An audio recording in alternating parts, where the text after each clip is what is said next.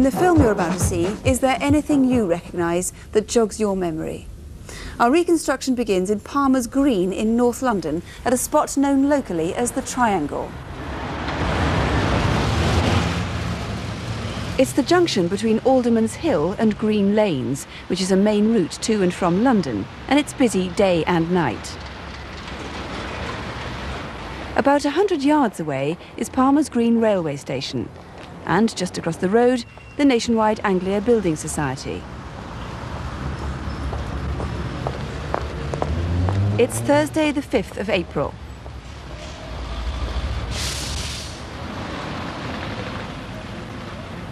At about 10 minutes to midnight, a security van arrived to deliver cash.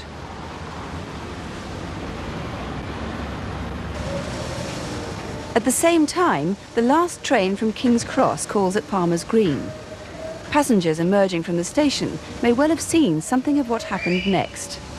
Remember, it's 10 minutes to midnight on Thursday the 5th of April.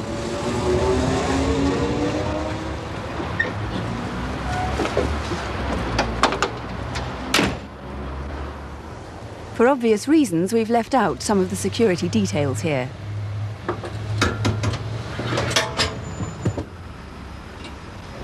Drop it! OK.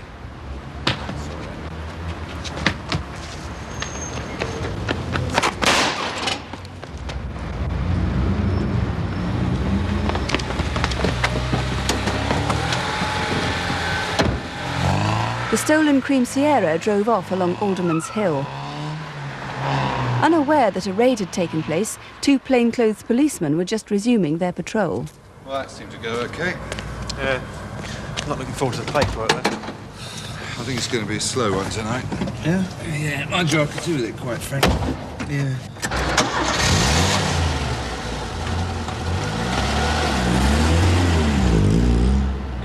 Kilo Foxtrot 3 on white.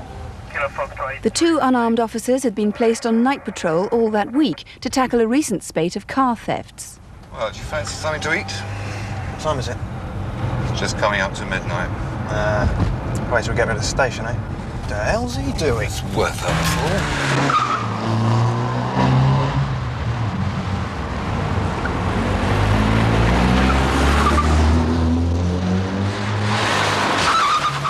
Were you driving one of the vehicles which were forced to pull in as the two cars sped down Broomfield Avenue?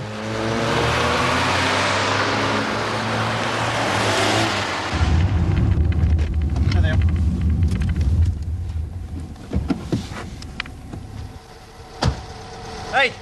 Wait there! Police! Run! You bastard! You are the man! Back up! Come on! That's you, prick! Back up! Come on, hand it out! I'm going! That's you, bastard! Yes! Go! Go!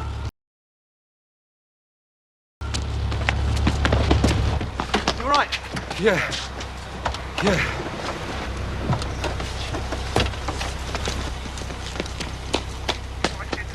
The men disappeared into pitch-dark waste ground at the back of a sports club. I'm not going in there. Call some assistance. Yeah, Yankee Echo 172. Require urgent assistance. Broomfield Avenue, Cranford Avenue. Shots fired at police. Yeah, received.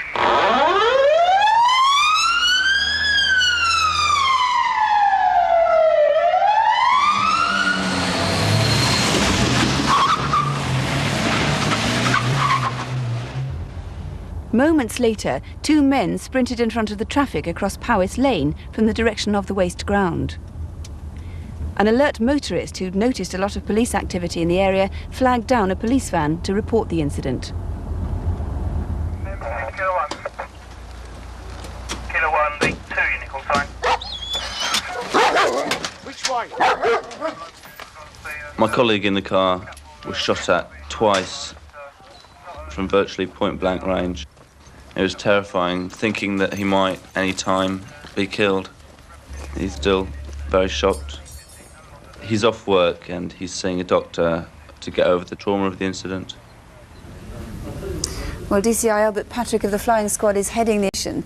Mr. Patrick, when is the senior officer likely to be able to resume his post? Well, Mark is off sick at the moment. Obviously, he's not well. He's still suffering from shock.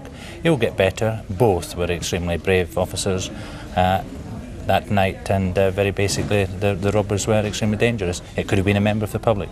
A very difficult position they were in. Because he really did come very close to death, didn't he? He was literally 2 inches away from being dead. This could easily have been a murder inquiry, and thank God it wasn't. Now, we are looking for 3 men. Do you have any descriptions at all?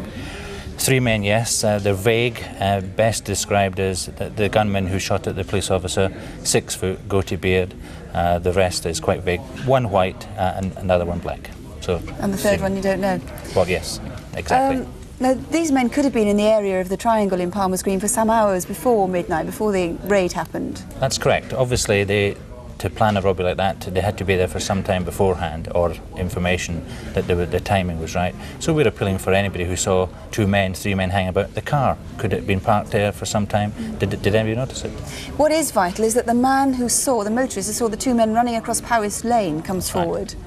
He hasn't come forward at all, or he didn't give the police officer his name and address. He is a vital witness, so please come forward. Don't have to say who you are, as you said in the night.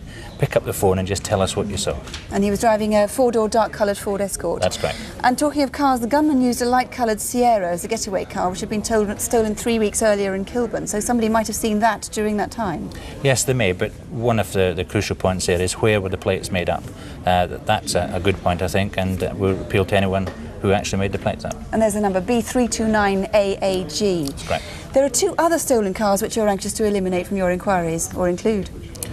I'm relatively happy that we can eliminate them, but we just want to be sure. The Maestro from Tamworth was abandoned in Palmer's Green. Now, this was a Maestro stolen in Tamworth and driven down to Palmer's Green and abandoned. That's correct. And on the night of the robbery, a Montego was stolen shortly after the robbery, or thereabouts, and abandoned in Tamworth. So it looks like a straight swap, and the areas tally? Yes, they do tally, but we're not sure if they were the robbers. How much hope are you holding out at the moment for this? Sue, can I say that we are struggling. We need help. It could easily have been a murder inquiry, and I do need just a little clue as to who the robbers are. Point me in the right direction, and hopefully I'll be able to do the rest with my men. Let's hope so. If you can help Albert Patrick and his colleagues to trace these gunmen, please do ring us now. This could well be a matter of urgency. As we've said, these are dangerous men.